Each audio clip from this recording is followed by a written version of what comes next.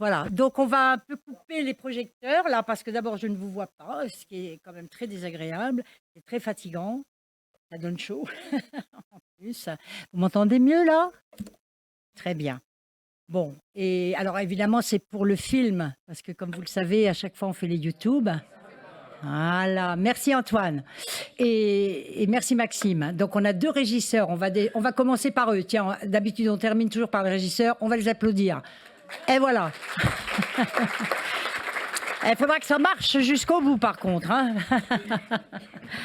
Voilà, donc voilà, donc vous êtes dans le clair là. Alors, bienvenue à tout le monde. Je suis très heureuse de vous accueillir pour cette assemblée générale qui est la première depuis la création de l'association le 28 juin. Alors évidemment, le Cercle Cinéphile, lui, il existe depuis longtemps, puisqu'on l'avait créé en novembre 2021, pendant le Covid, avec un festival, si j'ose dire, d'une semaine, 6 films, les plus grands films qu'on considérait, nous, avec Philippe Herzog, comme les plus grands. À l'époque, c'était au 3 Lincoln, et puis ça a embrayé sur la création d'un Cercle Cinéphile qui a organisé des séances mensuelles, et je peux vous dire qu'on est quand même, ce soir, à la 35e ou 41e, je ne sais plus exactement si je compte les 6 depuis le mois de juin ou pas. Oui, 34 plus 6, ça fait 40 exactement séances. Donc on a répondu et on a organisé des séances chaque mois. Donc et même un peu trop d'après mon ami SG comme il s'appelle, Eric. Donc mais moi je suis très contente que ce soit chaque mois sauf le mois d'août. Voilà, hein. Mais le mois de juillet aussi, parce qu'il n'y a pas de raison que pour ceux qui ne partent pas en vacances, il n'y ait pas une petite soirée amicale entre nous, et je vais vous en reparler après. Alors, le 28 juin dernier, vous vous rappelez, on a créé l'association. Alors, attendez, parce que j'ai... Voilà, donc vous vous rappelez, on avait voté pour ceux qui étaient là. Et c'était pas de 28 juin 25, hein, c'était le 28 juin 24. Il y a des petites fautes. On avait créé l'association et on avait fait un petit concert pour mon fils Gilles avec toutes ces personnes ici, des amis de l'association. Donc Frédéric qui est encore ici, André Gestopalov qui est ici. Micro. Voilà, Ngame Berti qui nous salue, mais elle est en Géorgie, elle ne sera pas ce soir avec nous, mais très fidèle à notre cercle. Franck Choukroun qui est le mari de Frédéric qui était au violoncelle, Hugo Fischer devant avec son caronne, et puis Ludo Rambo qui est un autre de nos petits-enfants. Voilà, donc on avait fait quelque chose de sympa. Et on avait passé, rappelez-vous, le Charlie Chaplin, 2h30 de documentaire sur le grand homme, et on ne s'est pas ennuyé, et même on trouvait que c'était un peu court. Hein, on aurait bien aimé que ça dure plus longtemps. Alors depuis, bien sûr, on a fait des émules encore, et d'autres. On était déjà 106 ou 107 abonnés avec ASCPE, la société que je dirige par ailleurs, et on a transformé tout ça en adhésion, et depuis, on a fait 56 adhésions. C'est pas mal, hein, depuis le mois de juin. C'est pas encore assez, ça nous amène à 161 adhérents. C'est bien, on vous en parlera tout à l'heure. Nous, ce qu'on veut, c'est doubler. Hein, cette année, en 2025. On est très ambitieux. Alors, vous allez me dire, 300 adhérents, c'est pas très ambitieux quand on réunit 3000 personnes dans l'année.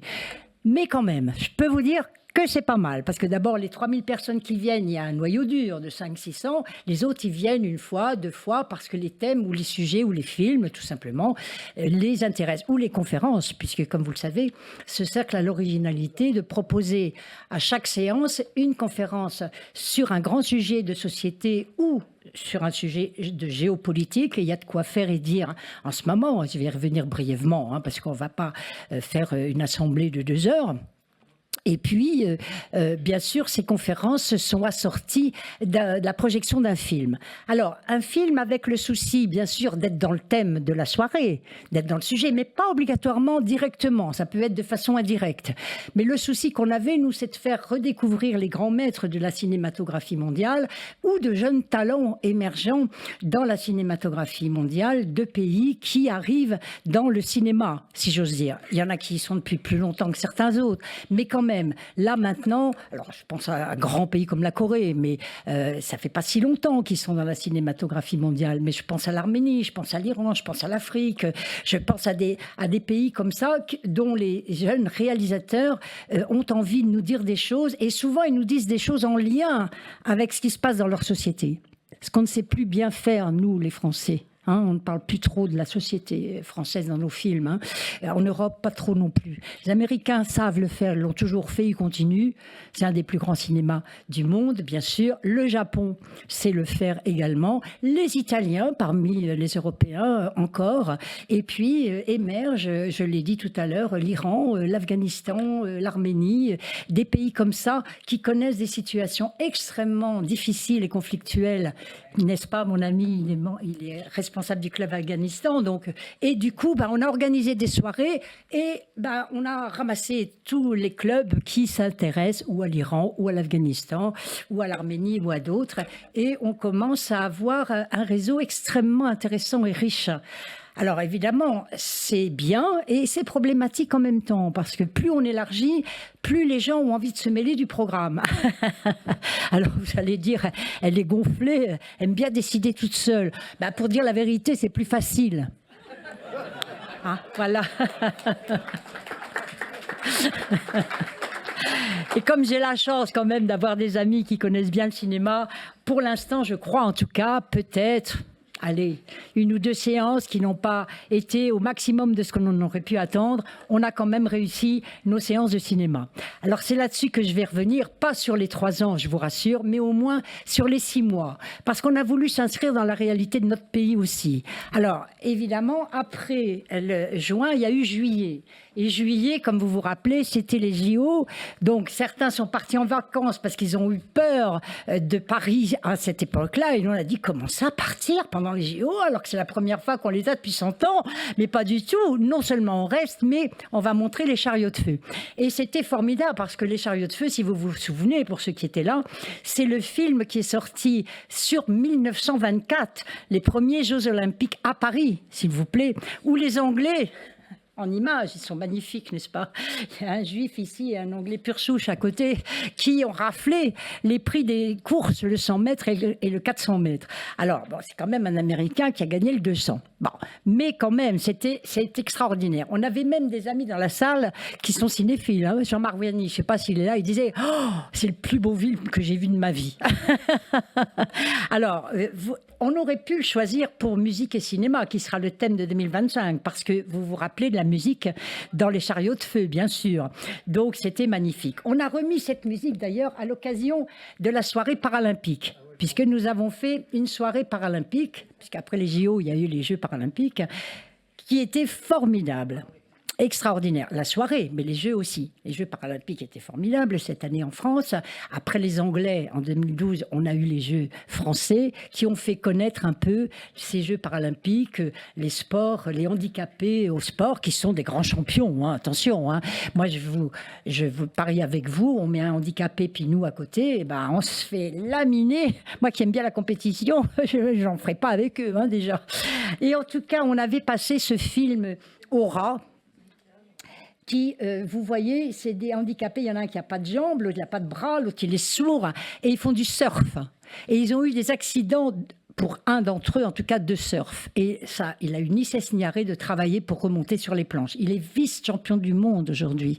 Mais le paralympisme en surf n'était pas aux Jeux cette année. Donc on les a fait venir quand même. Et on a fait ça à l'Institut des jeunes sourds de Paris, avec Paul Farr qui dirige cet institut. Et je voudrais citer quand même Jean-Luc Denat. C'est là que je l'ai connu et il m'a dit, je suis arrivé, j'étais un homme, je suis reparti, j'étais différent. Et là, pour moi, il m'avait ensoleillé ma soirée et il est toujours là, fidèle. Et plus que fidèle, vous aurez tout à l'heure la surprise. Entrez les jeunes, ça se remplit. Vous remplissez toutes les chaises. On ne reste pas debout, évidemment. Donc voilà, après ces jeux où ils étaient venus nous expliquer, alors leçon de vie, évidemment. C'était pas... Il y en a qui me disaient, oh, moi je viens pas, moi tu sais le surf. C'était pas ça le sujet, Alors, évidemment, mais en plus ça réconcilie avec le surf, parce que moi j'ai décidé de faire mes premières planches au printemps à Marseille avec eux. Ils ont emmené quelqu'un de 79 ans, donc j'ai encore de la marge, je peux y aller. Au mois de septembre, nous avions Au cœur des volcans. Alors, nous qui aimons la musique ici, n'est-ce pas, le Requiem pour Katia et Maurice Raft. Alors, il y avait plusieurs requiems dedans. Ça commence par le Requiem de Verdi, il y a le Requiem de Fauré, et puis il y avait surtout les chants latino-américains qui accompagnaient les images éblouissante, époustouflante de l'après-éruption volcanique dans les pays latino-américains. Et alors, les images aussi belles que la catastrophe étaient horribles, mais accompagnées de musique formidable. Mais tout était beau dans ce film, tout était beau. Alors, pour ceux qui ne l'ont pas vu, vous allez télécharger ça sur Arte Boutique, vous pouvez vous payer ça un soir, ça coûte 2,99 €, sinon vous venez en salle. On avait eu la chance de l'avoir en avant-première au studio des Ursulines, avec quand même, s'il vous plaît, Jacques-Marie Bardinzeff, le grand volcanologue qui a remplacé Runtaziev et les autres, et qui nous a fait le plaisir de nous expliquer de façon très pédagogique l'histoire des volcans témoins de la Terre active. C'est comme ça qu'ils les appellent. Ensuite, alors Quo Vadis Africa, je vois pas mal de jeunes Africains, dont mon petit-fils là-bas dans la salle, donc salut Darren. Et Quo Vadis Africa, c'était aussi une soirée, alors peut-être un petit peu compliquée aussi, très difficile. On a eu des remarques de Philippe, de Jean-Jacques, il faut le dire, et pourtant elle avait été très préparée. Je peux vous le dire, plus que préparée, parce qu'on avait fait une revue entière avec la jaune et la rouge sur Afrique au pluriel, et j'avais proposé, de faire une soirée autour de la revue, avec les auteurs des articles. Alors on l'a fait avec Hervé Lebras et d'autres qui étaient quand même formidables, la conférence sur le renouvellement des relations entre l'Europe et l'Afrique. Vous savez qu'il y a beaucoup de problèmes entre nous, entre les Africains et les Européens, entre les Africains de l'Ouest et les Français en particulier, et personne ne s'interroge vraiment, quoi. Les Africains ne se remettent pas en cause, mais les Français encore moins, pour aller vite. Voilà. Mais les Africains, ils ont décidé de regagner leur souveraineté, alors monétaire, d'où le film qu'on a passé après, et leur souveraineté de ressources, et leur souveraineté aussi de gouvernance. C'est quand même un pari osé, si j'ose dire, et oui, on les encourage, mais on n'aimerait pas qu'à cette occasion, on coupe la coopération. Avec Jean-Jacques, en tout cas, il a vécu beaucoup en Afrique, et moi, j'ai quand même fait 10 ans. On n'aimerait pas qu'on n'ait plus de coopération, il faut les renouveler. Il faut les renouveler avec des coopérations d'intérêt mutuel. C'est ce qu'il y a de plus difficile, parce qu'on a l'habitude d'aller servir, nous, pas seulement en Afrique, on a le Chinois ailleurs. Alors on me dit, ouais, mais quand même, tu pourrais un peu moins dur avec la France. Bon, moi, je suis assez dur avec la France, pour dire la vérité. Mais ce n'est pas l'objet du débat ce soir. Alors, on avait montré l'argent, la liberté. Dans ce film, on a des grands amis là-dedans. On a Kako Nubuko, on a Martial Zebelinga, etc., qui témoignaient. Mais les économistes qui ne sont pas obligatoirement en accord avec nous autres, d'autres économistes, et notamment notre cher économiste Philippe Herzog. Donc on a eu un débat un petit peu conflictuel, mais après tout intéressant. Et on a essayé de l'animer à notre façon. On n'était pas là non plus, c'était pas un colloque non plus. C'était une conférence d'autant plus intéressante que ce film a été réalisé par une jeune femme qui ne connaissait rien. Elle a mis 7 ans pour faire son film parce qu'elle trouvait des francs chez elle et elle s'est demandé ce que c'était, pourquoi francs, etc. Donc elle a fait un film là-dessus. C'est un film qui doit être prolongé, certainement d'encore un autre film, évidemment, mais il faut que ceux qui connaissent bien les sujets s'y mettent aussi au cinéma. Parce que le cinéma a une grande valeur pédagogique. On a fait l'autre soir avec Frédéric un cours, d'ailleurs avec vous les étudiants qui êtes ici, et merci d'être là. On a fait un cours sur le rôle du cinéma dans l'éducation. Eh bien, le cinéma, il peut montrer évidemment des récits, il peut raconter des histoires, des récits, restituer des vies, mais aussi aborder des grands sujets de société, économiques, sociaux et culturels. Alors, ça aussi, vivre la ville autrement, un petit mot quand même, pour dire que je me suis fondue sur cette soirée-là. Ça a été difficile. J'ai obtenu la participation des architectes d'Architecture Studio, de l'agence immobilière. Où est-ce qu'elle est, Marie-Dominique? Lève ton doigt. Ici, voilà, les agences immobilières. Elle tient une grande agence à Maison Lafitte. Les artistes de rue, Alexandra est là. Où est-ce qu'elle est, Alexandra? Elle est là-bas. Évidemment, Eiffage, hein, qui fait les réseaux au-dessus, en dessous des villes, etc. Et puis, il m'en manque une, bah oui, la maire du 5e, bien sûr, qui gère hein, la ville et qui répond à toutes les attentes de ses habitants. Bon, alors, j'étais très contente, on avait beaucoup préparé, mais en fait, ce sont des gens qui travaillent sur le même objectif, mais qui ne travaillent pas ensemble souvent. Et ça s'est senti dans le débat. Bon. Et en plus, dans le débat, on a voulu, après le débat, on a voulu projeter un film qui est montré dans les écoles d'architecture, Le Poisson, qui a fait polémique, comme pas deux. Bon, mais je l'assume, il n'y a pas de souci. Voilà, on caresse les poissons pour les aider à mourir quand on les pêche. Ça se passe au Brésil, ça se passe à Cuba, ça se passe ailleurs. Et évidemment, on a eu un petit échange et on m'a reproché d'avoir choisi ce film. Et moi, je l'ai choisi avec Architecture Studio. Et j'étais très contente que les Chaussades aient bien aimé ce film et qu'ils m'ait dit « Ah, c'était super beau ton film ». Alors là, ouf, enfin, il y en avait quand même 2 qui avaient bien aimé dans la salle. Bon, ça, c'était bien. Et on avait aussi après, évidemment, Le Rebelle, que là, ça n'a pas posé de questions. Tout le monde était content. Et pourtant, il y en aurait eu des choses à dire hein, sur l'attitude de ce personnage individualiste jusqu'au bout, quoi, jusqu'au boutiste, et qui veut bien travailler pour la collectivité à condition qu'on le laisse faire tout seul sur ses propres choix. Bon, vous allez dire, je suis un peu comme ça, mais non, pas complètement. Bon. Donc, non, pas comme ça. Non, mais non. Eric, il dit non. Donc, moi, je crois à mon SG. Hein. Alors ensuite, ben non, ça c'est pour après. Alors, donc voilà, on a fait déjà tout ça. Et bien sûr, ce soir, on va voir un merveilleux film, Ennio. Je vous en dirai 2 minutes après, une fois qu'on va vous donner un petit bilan financier quand même, parce qu'on est quand même en Assemblée Générale, mais l'Assemblée Générale, elle est ouverte aux adhérents, bien sûr. Et puis, elle est ouverte aux futurs adhérents. Hein, surtout. Voilà. Donc, on a réussi le challenge, c'est-à-dire que non seulement on a tenu nos réunions, on a réussi à faire des partenariats pour chacune de nos séances, parce que même cette séance-là sur la ville, c'était quand même à la mairie du 5e. Donc Florence Berthoud est devenue une amie. Moi, je la critique, mais en toute amitié, comme elle fait avec moi d'ailleurs. Avec Florence, elle est directe, elle est vive.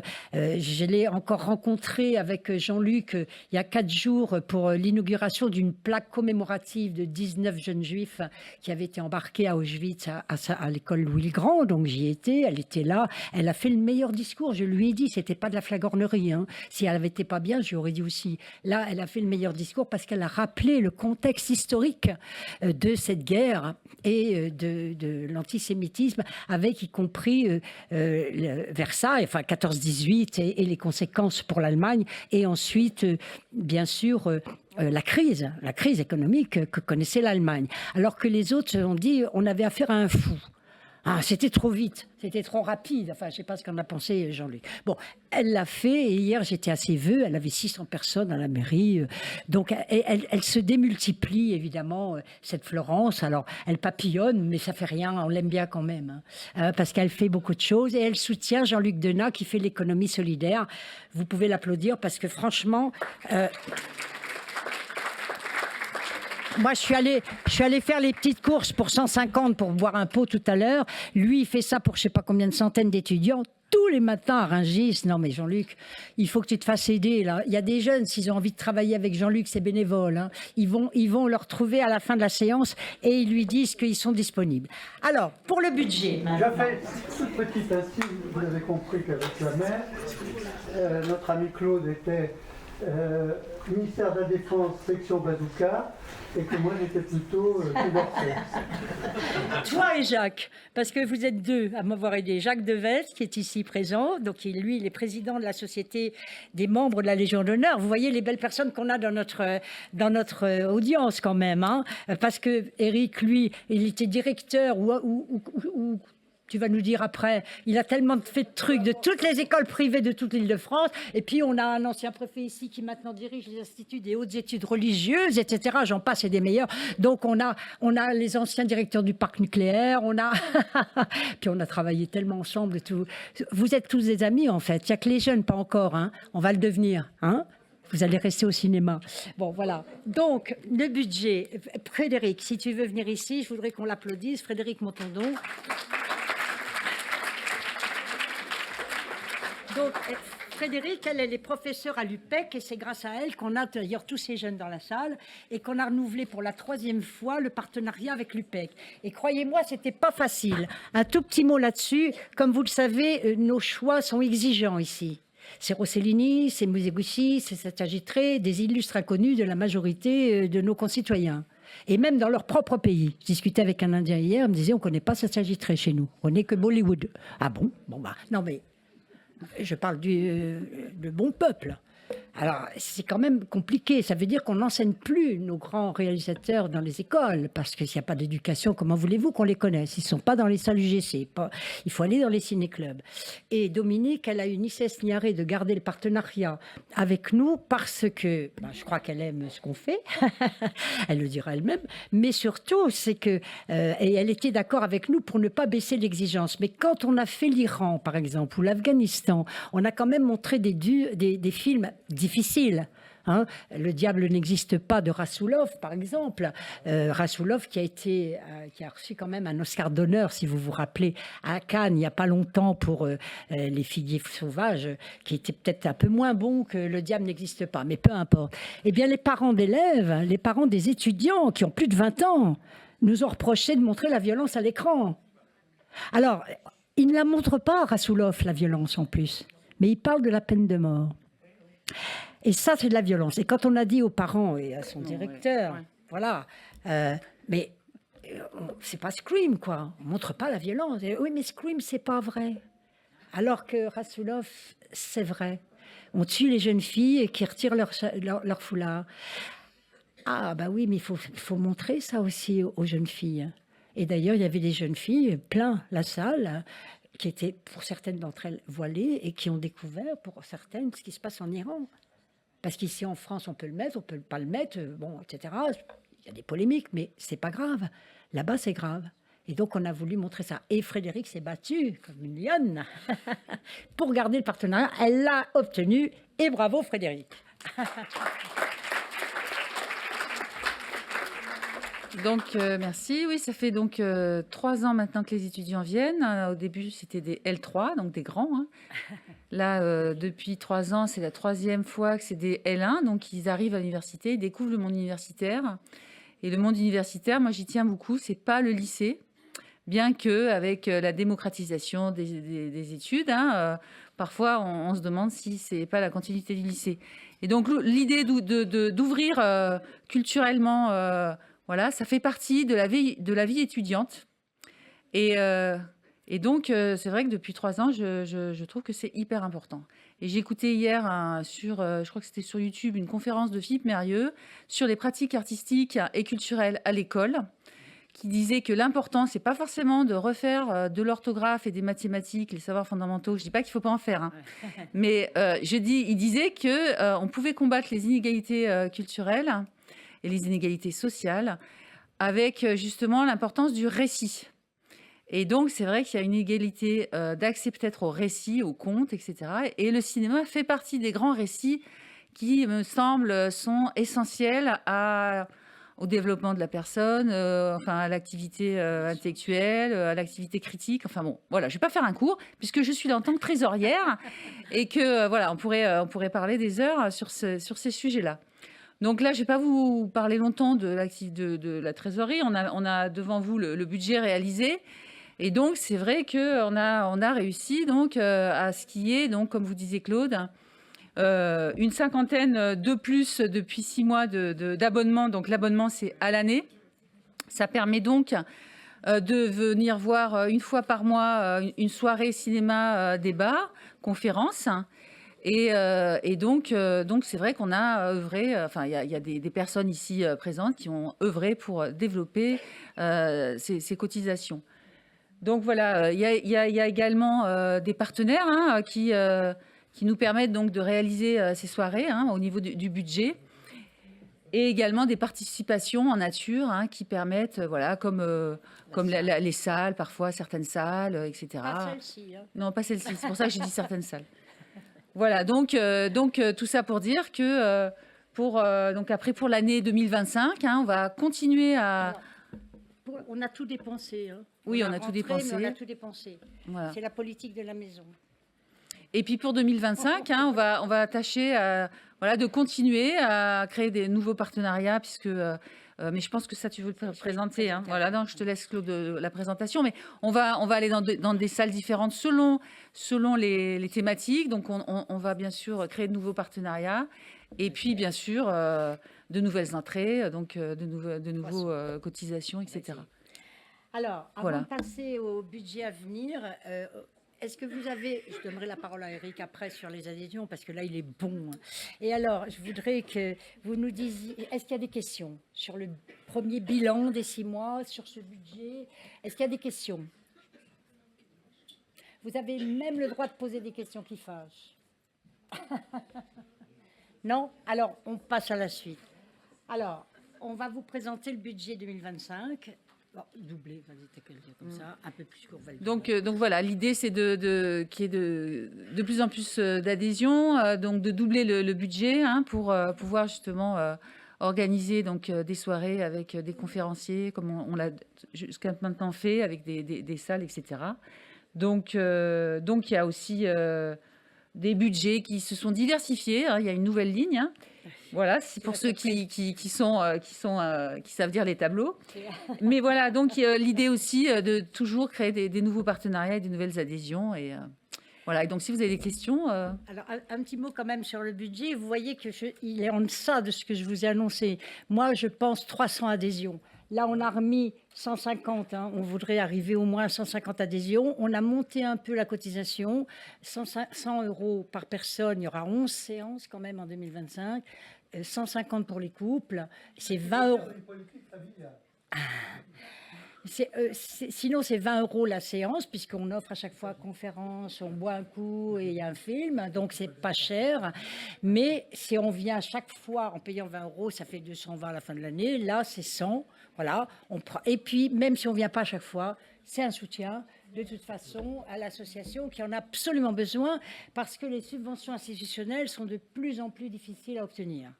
Toutes les institutions réduisent, font des coupes sombres dans le budget. L'État aussi, enfin on espère. Mais c'est dur parce que tout le monde râle. À chaque fois qu'on coupe dans le budget de quelqu'un, il râle, il fait des manifs dans la rue. Et pourtant, il faudra quand même qu'on ne vive pas au-dessus de nos moyens. Bon, on va essayer de faire la même chose, mais là, on va faire mieux, en fait, je pense, que ce qui est annoncé. Ça, c'est un budget prévisionnel, mais on va se battre. Prudent. Ça me ressemble pas. Mais enfin bon. Donc on va faire plus d'adhésions, évidemment. Le don d'ASCPE, c'est parce que c'est ma société d'études et de formation. J'avais déjà fait un don à la création. J'en referai un cette année avant de fermer. Pour mon grand plaisir, je ferme les entretiens européens. Mais on fera le nucléaire dans le cadre du cercle cinéphile, quand même. Hein. Et puis, ça ne ferme pas tout de suite, ça ferme qu'au mois de juin. Et puis là, après... il y a une ligne surprise, là, qui s'appelle Chorale, on vous en parlera après. Les partenaires, on va essayer, j'aimerais bien en faire un par séance, il y aura 11 séances, ça ferait 11 000 € normalement, s'ils donnent chacun 1 000. Mais il y en a un qui m'a dit, bon, je veux bien être partenaire avec toi, je t'envoie 400 €. Bon, vous voyez, ils sont pas tous égaux devant les sommes à verser à Open World. Et puis, alors, partenaire subvention, voilà, j'ai fait un paquet cadeau parce qu'on va quand même demander à Rachida Dati, pour ceux qui ne la connaissent pas, ou à la région de faire un petit effort. Donc, entre les participations et les subventions, ça ferait 10, 12 000. Donc, on va exploser le budget, mais pas non plus. Voilà, on n'aura pas de quoi financer un permanent ou des stagiaires. Hein, pas encore. Mais l'idée, c'est quand même ça. Hein, voilà. Alors, peut-être, Eric, un petit mot sur les adhésions et les partenaires, et puis je vais vous parler du programme 2025. Bonsoir à tous. Vous avez compris que l'essentiel de ce Ciné-Club Géostratégie existe grâce à l'enthousiasme, la culture, la détermination de Claude et de Philippe. Mais ça ne suffit pas. Surtout que, qu'on le veuille ou non, ma carrière professionnelle, c'est d'avoir géré plus de 350 associations. Donc je viens du monde associatif, appuyé sur le bénévolat. Et donc voilà. Donc ce que je veux vous dire, c'est que si on veut continuer l'extrême qualité, plus le rythme, puisque je suis l'homme qui conseille de faire un petit peu moins, et à juste titre, dire moins à Claude, c'est impossible. Mais tout ça va tenir sur vous. Alors comme je suis aussi un homme qui, pendant 40 ans de vie professionnelle, s'est appuyé sur les financements publics tout en étant privé, c'est clair que c'est fini. Voilà. Je suis très proche de la présidente de la région. Pour vous donner un exemple, elle vient de faire 760 millions de moins dans son budget. Et elle a gardé seulement ses priorités, c'est-à-dire les lycées et les transports. Et tout ce qui était fait en cofinancement avec l'État, elle a décidé, puisqu'il n'y a pas l'État, je supprime. Ce qui n'est pas évident, notamment pour la formation professionnelle. C'est pareil dans les départements, on entend tous les... Voilà, y compris le 92, qui est quand même... qui était le plus riche. Enfin bon, voilà. Je vous la fais courte. Je ne crois pas qu'on puisse obtenir beaucoup d'argent des collectivités, quelles qu'elles soient. On essaiera auprès de Rachida, puisqu'on peut être un peu proche d'elle, comme de beaucoup d'autres politiques d'ailleurs, pas seulement d'un même bord. Donc, vous l'avez compris, tout va reposer sur une campagne d'adhésion. Si chacun d'entre vous, puisqu'on est 150, fait au moins une adhésion, on est déjà à 300. Certains sont très actifs, ils vont faire 2 adhésions. Donc, pourquoi il faut? C'est parce que, quand j'ai dit à Claude, quand on se transforme en association et qu'on est dans le climat actuel du pays, que ce soit les entreprises et les collectivités c'est plus rien, globalement. Les entreprises, je crois qu'elles rament vraiment alors qu'elle a un talent fou. Normalement, Claude, c'est quelqu'un à qui on ne refuse rien. Ça a été mon cas. Je suis assez occupé comme retraité actif, président de pas mal de choses, mais à elle, on ne peut pas refuser. Et puis surtout, vraiment, il y a le fond, il y a la forme. Donc, toutes vos adhésions permettront non seulement la survie et le développement de cercles, mais surtout l'extrême qualité. Et en plus, elle a quand même la volonté de payer les personnes qui travaillent pour nous. Moi, j'ai tellement été habitué à demander du bénévolat autour de moi, mais elle m'a convaincu que ça a des limites. Bon, donc, ceux qui travaillent pour nous doivent être rémunérés. Voilà. Donc, vous l'avez compris, pour la qualité du fond, de la forme, adhérez, faites adhérer, et surtout que, vous allez le voir, ce n'est pas pour rien, puisque le programme qu'a prévu Claude, c'est difficile de... C'est elle qui fait tout, quoi. Mais elle fait tout, pourquoi? Par son talent. Donc, voilà, je le dis franchement, et nous, on l'aide un peu. Voilà, on l'applaudit bien fort, et je passe à la programmation. Alors, vous avez vu les dépenses, évidemment. Alors, un tout petit mot quand même sur les salles. Hein. Les salles de cinéma, on peut les avoir, bien sûr, gratuites quand on... Pardon.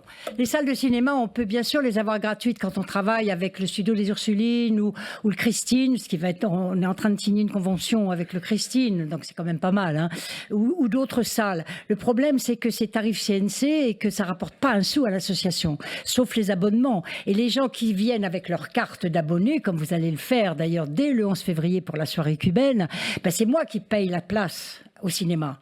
Donc en fait, c'est une dépense, c'est normal, mais beaucoup moins élevée que par exemple quand on vient à la FNTP, que j'adore par ailleurs, ça fait 20 ans qu'on est partenaire ici, mais il y a un coût. La salle est payante, la régie est payante, la sécurité est payante, parce que c'est le soir et la nuit, donc il faut trouver absolument l'argent. Et même quand on me dit, t'as de la chance, c'est pas cher, bah, faut quand même trouver 3 000 € par séance. Donc ça se trouve pas sous la botte d'un cheval pour aller court. Hein, voilà. Donc, et là, par exemple, on va en parler après, mais on a dans le programme 2025, ça me permet d'y passer tout de suite parce que vous avez vu qu'on a une qualité quand même des services, pas seulement les films, ça c'est les mêmes prix à peu près, les droits d'auteur qu'il faut quand même discuter avec chaque producteur ou distributeur. Mais quelquefois, ils nous le font gracieux d'ailleurs parce qu'ils savent qu'on n'est pas un cinéma commercial. Donc c'est très, ça se passe bien hein, avec eux en général. Mais on a quand même, vous avez des belles invitations, vous les recevez, vous avez les cartes, vous avez les affiches, tout ça. C'est pas gratuit et ça, il n'y a pas de raison que ce le soit, d'ailleurs, entre parenthèses.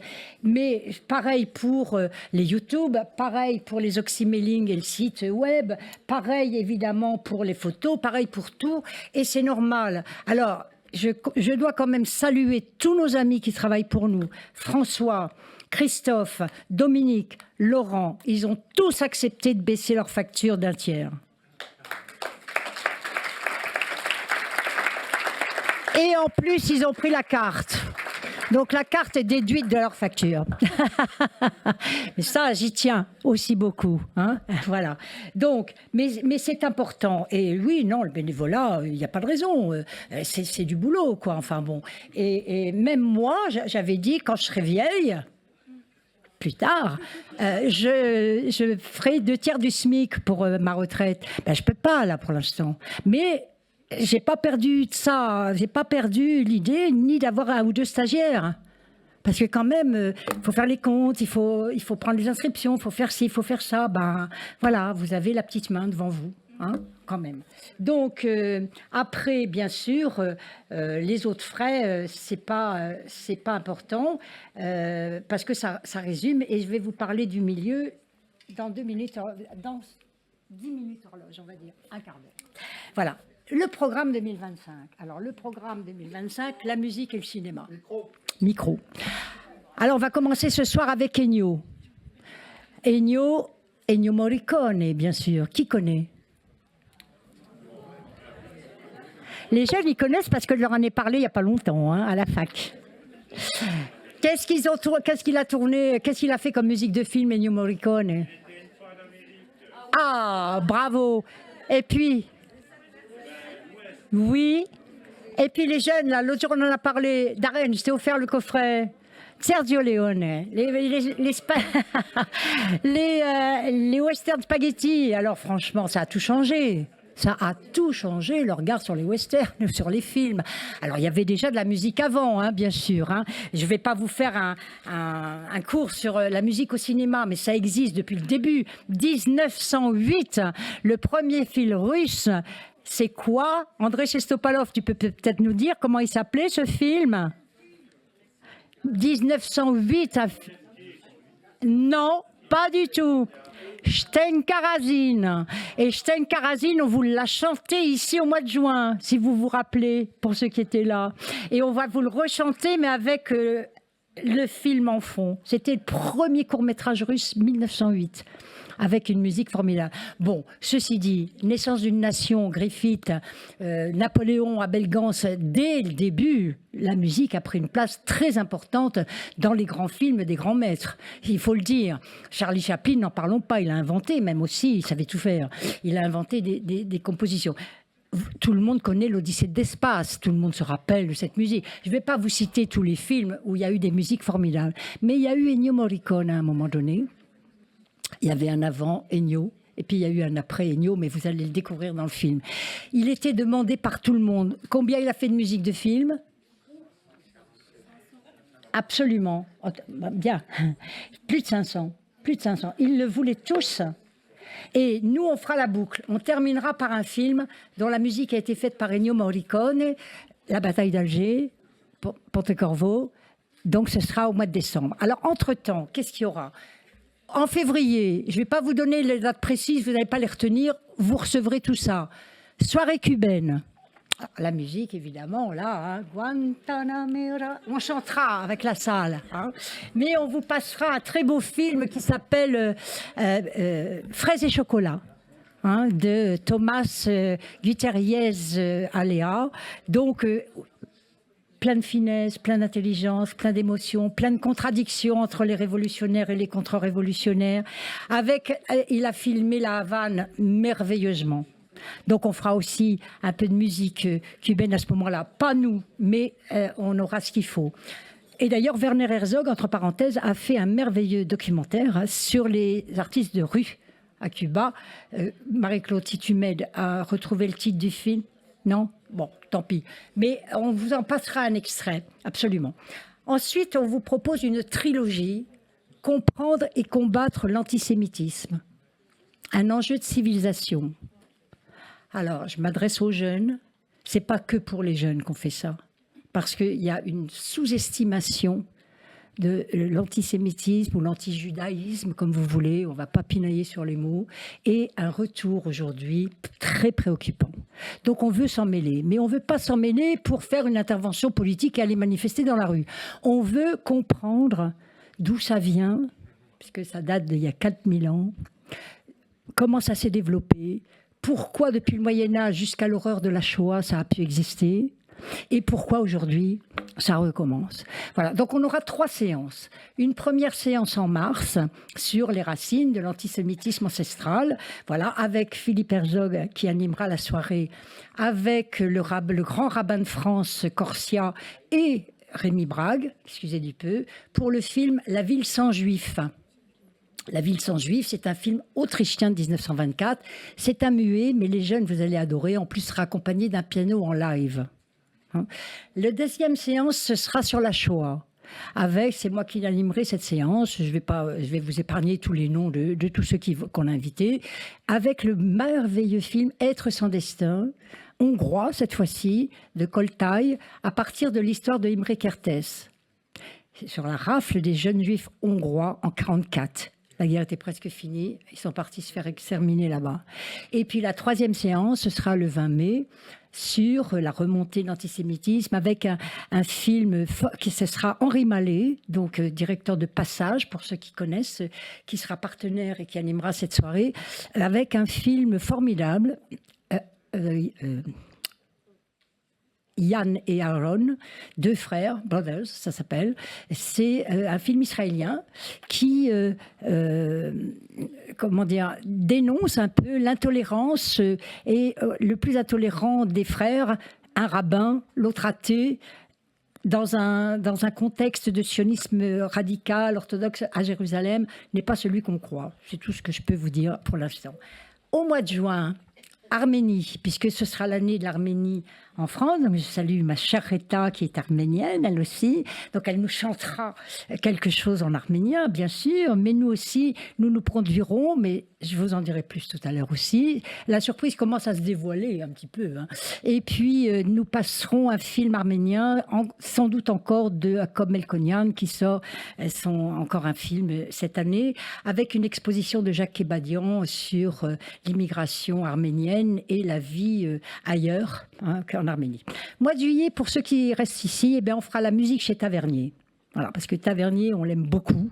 Et au mois de juillet, c'est son mois. La dernière fois, on avait fait Laisser passer avec Jacques Gamblin. Cette fois-ci, il a fait tout un coffret sur l'histoire du cinéma et il y a une partie sur la musique. Donc, on projettera ça. On arrivera au mois de septembre, ce sera l'anniversaire du coup d'État au Chili, c'était en 73, et on fera Violeta Parra, un biopic sur Violeta. Et ensuite, au mois de novembre, l'histoire du mouvement ouvrier en Europe. Alors là, on n'a que l'embarras du choix pour les films, mais on a choisi Le Temps des cerises pour l'instant. Tout ça peut bouger, évidemment. Et bien sûr, les chants révolutionnaires, il y en a énormément, tous aussi beaux les uns que les autres. Au mois de novembre, on fera Chine ou Inde, on verra. Parce que Chine, ça sera une fresque d'un grand peintre chinois il a eu droit à un documentaire extraordinaire. Donc on le projettera. Ou alors le salon de musique de Satyajit Ray, parce que c'est la vie d'hier, le passage à la vie d'aujourd'hui, c'est magnifique. Voilà. Et puis on terminera par la bataille d'Alger avec Ponto Corvo. Ce que je n'ai pas dit, c'est que Être sans destin, le film de Koltai, la musique, c'est de Ennio Morricone aussi. Donc on l'aura 3 fois, donc on est très contents. Et puis voilà ce qu'on vous propose, et à chaque fois il y aura conférence en fonction de l'actualité. Alors elle est plus ou moins dure. Et selon les pays, selon les régions du monde. Mais voilà, nous, on ose. Hein, et puis, on continuera. De toute façon, en 2026, j'ai déjà des idées parce que j'avais déjà pas assez de place pour mettre tout en 2025. Alors, je commence à écrire pour 2026. Voilà. Est-ce qu'il y a des questions? Oh, bah, tu vas la recevoir. Ben, 11 février, Cuba. 11 février. Alors, attendez. Alors, par contre, je vais appeler ma chère Rita ici à la tribune. On va vous faire... Il n'y a pas de questions? Non. Alors, Rita, si tu veux bien venir. Non, déjà, viens d'abord toi. Viens d'abord toi. C'était pas prévu, hein? Si. Mais je te présente. On va l'applaudir bien fort.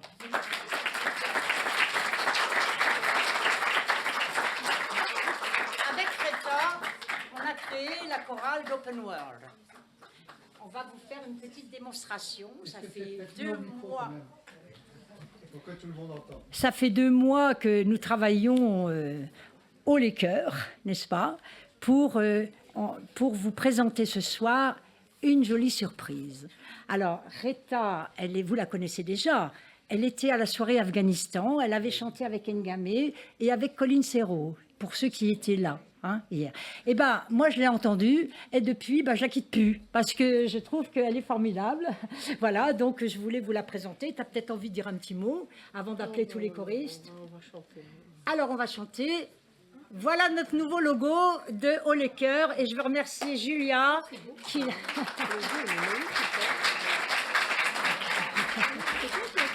C'est Julia.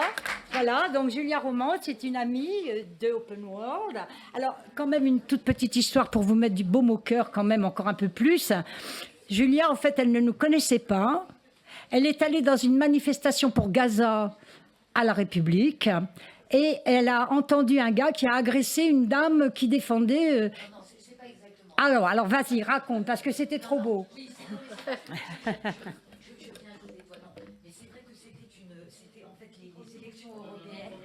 Oui. Là, bien. Il s'agissait juste sur un marché des élections européennes avec des gens qui tractaient. Et c'est vrai que bon, je me suis arrêtée, un peu curieuse de tout, ne sachant plus du tout ce qui se passait d'ailleurs en tant que parti, etc. Bon. Et puis à un moment, une dame qui avait ces petits flyers qui étaient pour la paix en fait, et s'est fait agresser par un monsieur, enfin agressé non. D'abord, il était très perturbé par rapport, vindicatif exactement, par rapport à ce problème de Ukraine et Russie, etc. Étant persuadée que ce parti qu'elle défendait était un parti complotiste. Voilà. Bon, enfin, c'était complètement hallucinant. Cette femme, je pense, avait plus de 90 ans, avait connu la guerre. Elle était, je ne sais pas. Et bon, et il y a eu un petit peu de friction, vraiment. Moi, je regardais, bon, voilà. Et puis ensuite, j'ai dit à ce monsieur, la dame est partie. J'ai dit, c'est pas une solution quand même de parler comme ça aux gens, même si, quoi. Bon. Et puis ce monsieur m'a dit, j'ai l'impression, nous avons parlé, il m'a dit, j'ai l'impression que vous vous intéressez aux choses du monde, etc.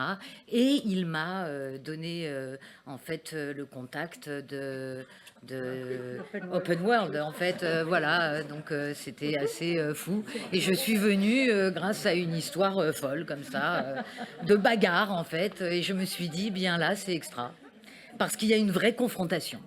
Voilà.